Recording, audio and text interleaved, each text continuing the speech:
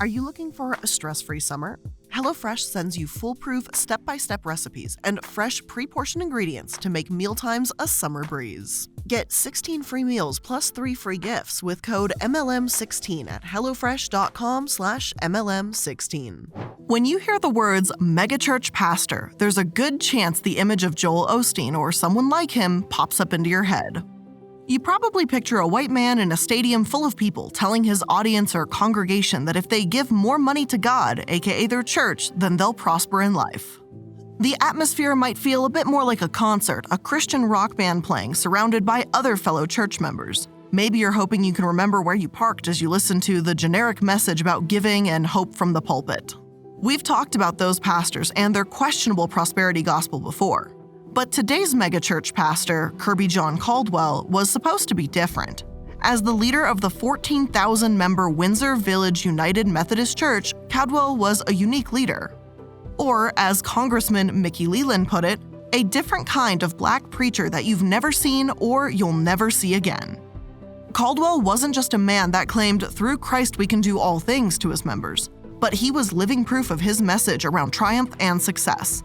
He'd grown up in a middle-class household in Houston, adjacent to a rougher area of the city.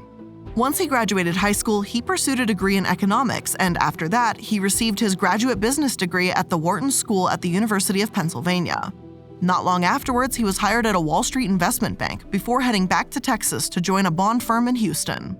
Despite this incredibly bright future laid out for him, Caldwell didn't go down this path for long.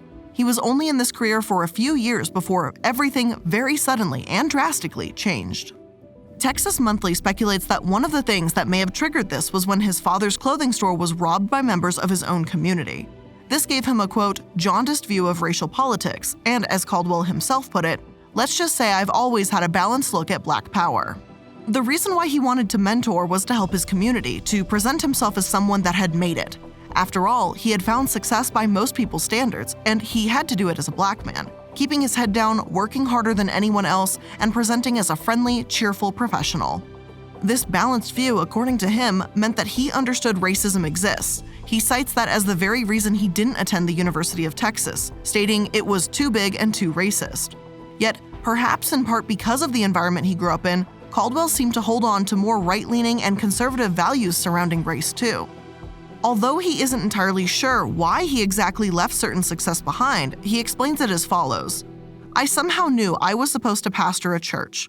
Ultimately, this new path had been calling to him, and with his unique perspective, he had the potential of being a unifier, a bridge, so to speak, a leader.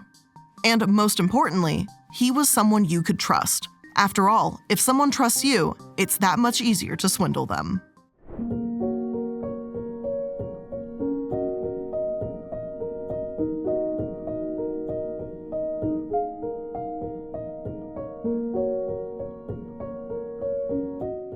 So hello everyone and welcome to Multi-Level Mondays. I'm the Illuminaughtii and today we're going to be talking about Pastor Kirbyjon Caldwell.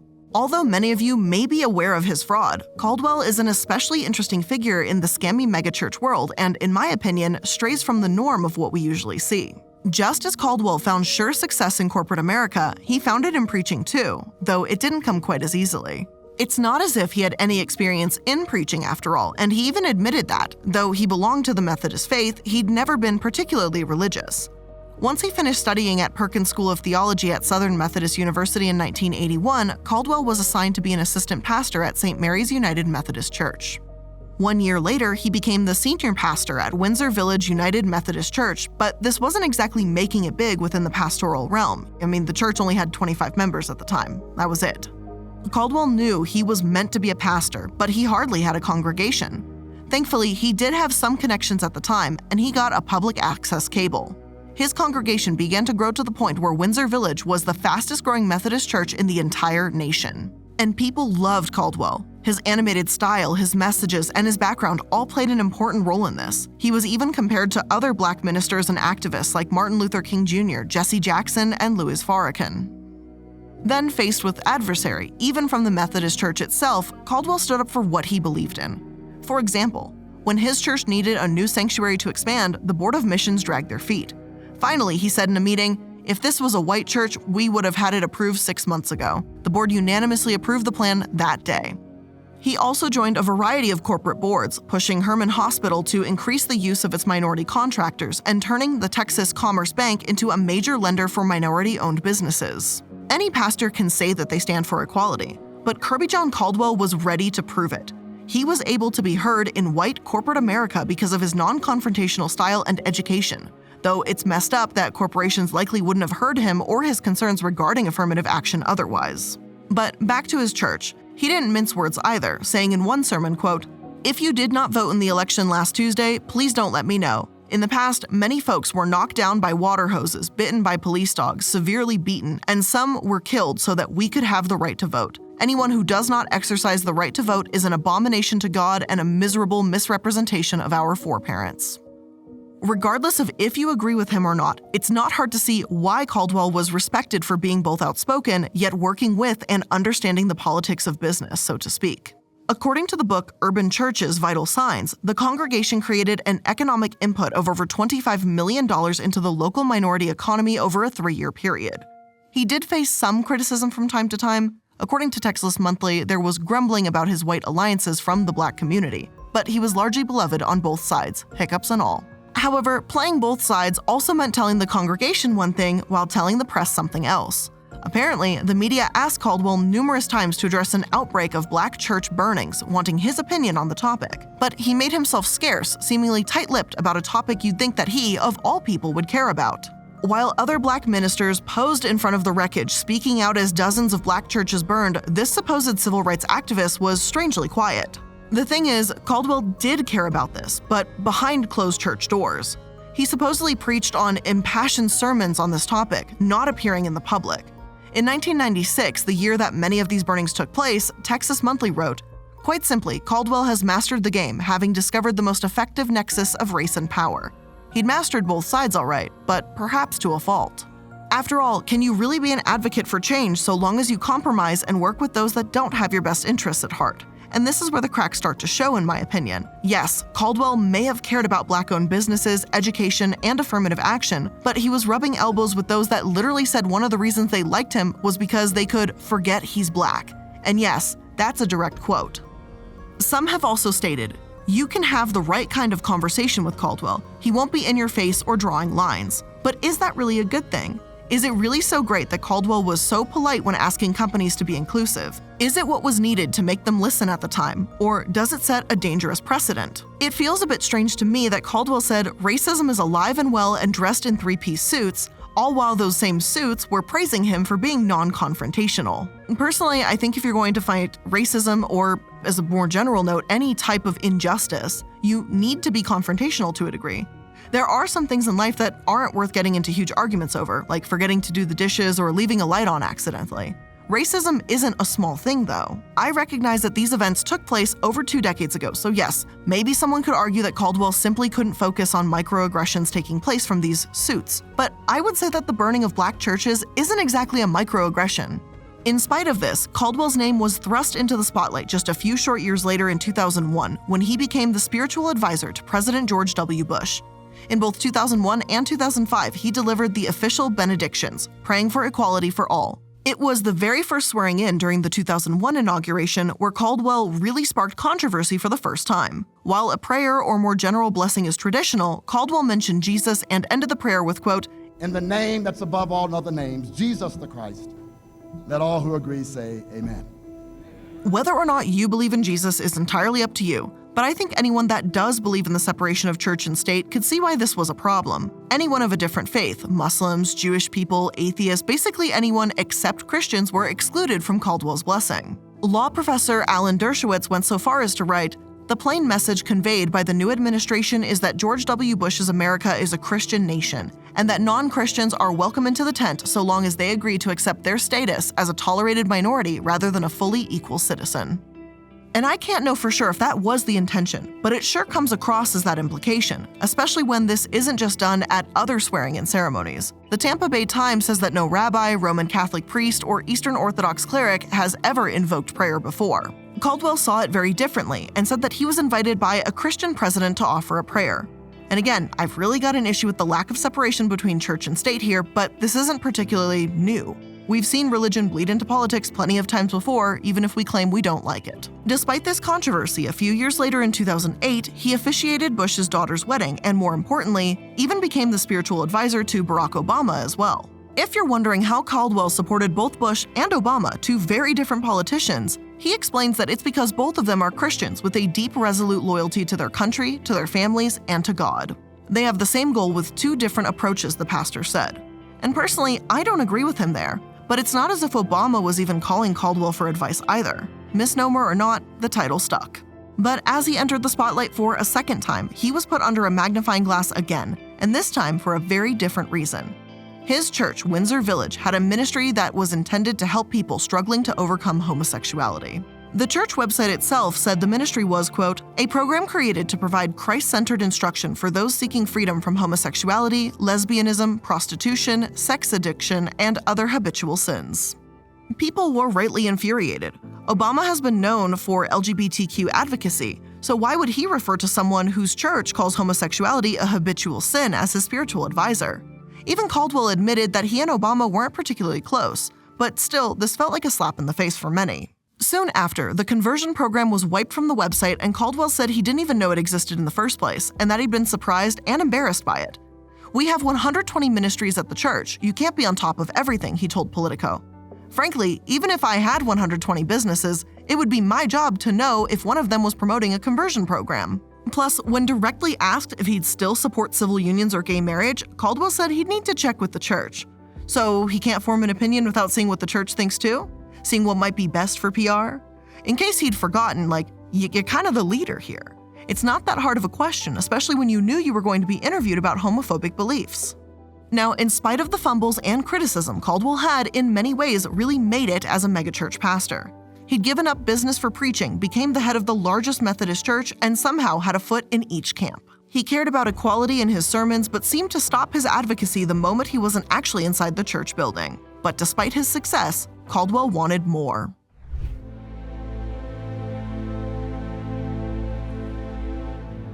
When Caldwell met a man named Gregory Allen Smith, it seemed like he could build a better financial future for himself. Smith was a self-described financial planner that, according to the SEC, had been barred from the broker-dealer business since 2010. He'd used his company, the Greg Smith Financial Group, to misappropriate investor funds, despite his own slogan being that clients could count on them for a sound and secure financial future. But when Caldwell started working with Smith, he either didn't know about the man's shady history or simply didn't let it stop him from building a relationship with him. The two became, literally, partners in crime. From 2013 to 2014, the pair started offering and selling pre-evolutionary Chinese bonds. As the SEC explains, prior to the communist takeover, the former republic issued billions of dollars worth of government bonds which have been in default since 1939. So aside from their minimal value as a historical artifact, these bonds are worthless. Yet scammers throughout the years have continued convincing people that they hold value, and at times making millions by doing so. Who would have thought that Caldwell, with his background in business and connections, would be part of a scam that feels so obviously doomed to fail? Perhaps Smith was just that convincing. He presented himself as a professional to investors, falsely claimed that he'd put $250,000 of his own money, and promised massive returns, like 15 times the original amount in only 30 days. Caldwell, too, swore that the bonds were backed by silver and gold to an investor that put nearly $1 million in, which is just patently false. If it sounds too good to be true, it often is, but they were pitching these numbers to elderly people, vulnerable people that were easier to trick. Caldwell's role seemed to be a smaller but vital one. He'd tell the investor to wire transfer their payment to LDT, a limited liability company that he and his wife are the only members of, or a bank account his attorney controlled. From there, Caldwell transferred them to his own personal accounts, or Smith or another business associate. 29 people fell for this, trusting Smith and Caldwell's reputation. All in all, they made a grand total of about $3.4 million and used about half on mortgage payments and luxury cars. It's pretty gross. Though they didn't do this for long, as the scam only lasted about a year and a complaint was filed in 2018, my opinion is that this easily could have turned into a Ponzi scheme, like a full-blown one. It was clearly in the baby stages, but it could have gone the whole thing could have totally blown up. And this is truly how they tend to start. Someone begins pitching to investors, and if it doesn't work out, or if it was a fraud from the start, they'll use more money to pay off those that come banging down their door. Take that with a grain of salt, though, as this is only my theory based on the origins of Ponzi schemes that I've seen before. Now, by this point, you might be thinking that it's so infuriating and appalling that Caldwell would betray the members of his church this way and that he'd use his good reputation to knowingly lie and scam elderly victims out of millions. And while you wouldn't be entirely wrong, this scam is a bit unique.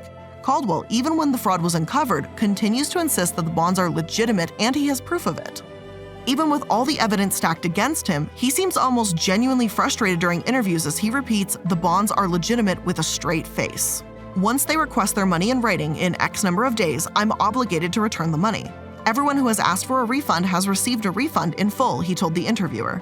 Clearly, someone must have complained regardless, but Caldwell has no explanation for why this might have happened. The bonds are real, he paid everybody back, and he was sure of it. He even told this directly to his church in one Easter service, actually going so far as to put his lawyer on the stage. And this is what makes his theft so unique and also so devastating. He kept insisting that everyone else was wrong, even when he was caught. Chief U.S. District Judge S. Maurice Hicks Jr. stated, "He is not average in any manner, way, shape, or form. Either he failed to confirm the validity of the bonds, he didn't want to do it, or he turned his back on what was easily available to him to determine that these bonds were worthless." Caldwell also claims that he doesn't even know any of the 29 victims and that they certainly weren't members of his church. Typically with these scams, you see the perpetrator going after those that are close to them. Reed Slatkin targeted fellow Scientologists with his fraud, for example. Megachurch pastors we've looked at will push tithing and the prosperity gospel while they lavish in their riches. But does this prove any form of innocence? If Caldwell had actually believed the bonds would make people wealthy, then why wasn't he sharing it with everyone he knew? Would doing that only serve to get him caught faster?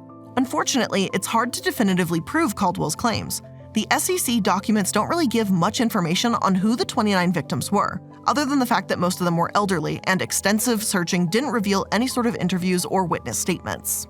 I'm sure those that were defrauded were affected in a major way, but it's impossible to say for certain without them speaking out. Caldwell does add that he's grateful for support though, which initially struck me as odd. Why would the church support him after this? And before we try to dig into that statement and obviously how this all unraveled, let's take a quick moment to thank today's sponsors. Today's episode is sponsored by Dipsea because I thought it was a perfect and hilarious juxtaposition in my mind to do this. So are you feeling a little bit anxious or overwhelmed? Those feelings can make it hard to shift gears and get in the mood. And with Dipsea, you can focus on just what makes you feel good. And that's because Dipsea is an app full of hundreds of short, sexy audio stories designed by women for women.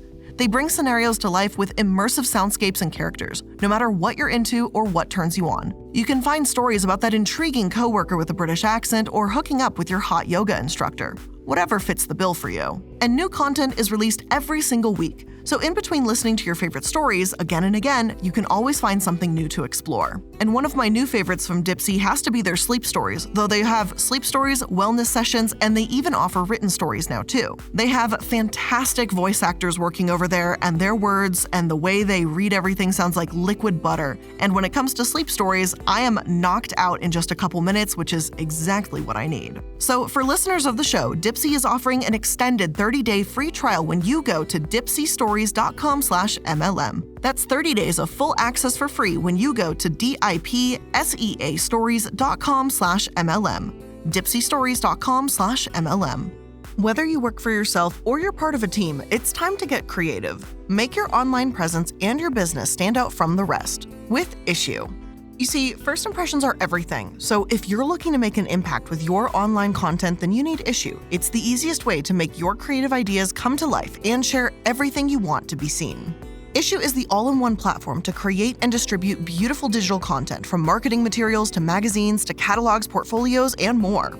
And it's super easy to use. You make it once and you can distribute it everywhere without reformatting. Your content is already optimized for engagement and ready to share. And Issue works seamlessly with tools you already use like Canva, Dropbox, and InDesign. And you may or may not have seen Issue already be in use if you've checked out the candle store Knox and Vesta and seen some of the designs of some of the artwork and emails and things that we put out. Just saying. So get started with Issue today for free, or you can sign up for an annual premium account for 50% off when you go to issuu.com/podcast and use promo code MLM. That's issuu.com/podcast with promo code MLM. Again, that's issuu.com/podcast with promo code MLM. Get your creativity in gear today.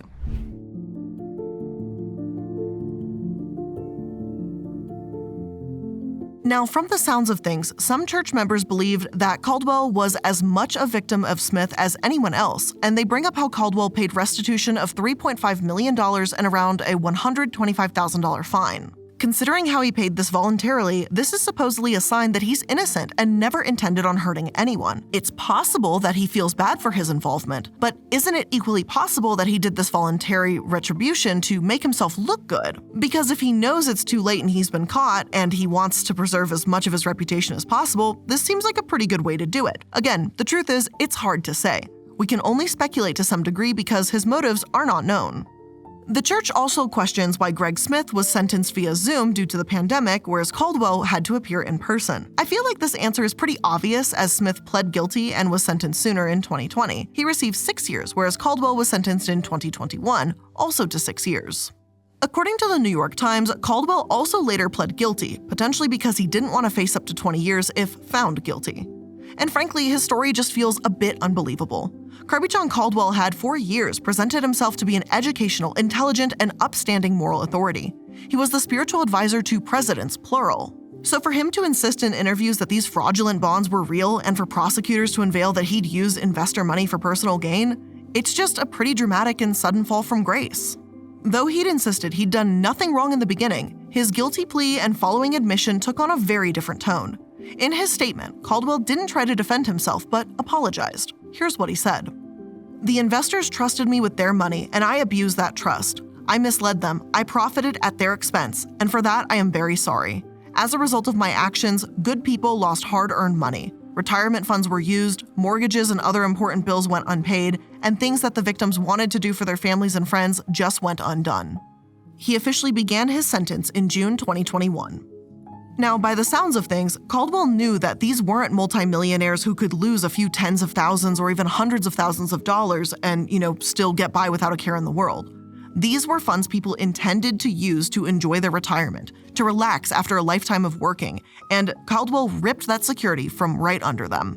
It's not just insulting and upsetting, but it's hypocritical too. We said it earlier, one of the reasons that Caldwell said he wanted to be a preacher to begin with was to be a leader within the Black community. He found it extremely upsetting when people stole from his father's shop, but I would argue that what he did was just as horrific, if not worse. He did so much more than break into a store and take expensive clothing. He broke trust of an entire community, and no amount of money can replace that.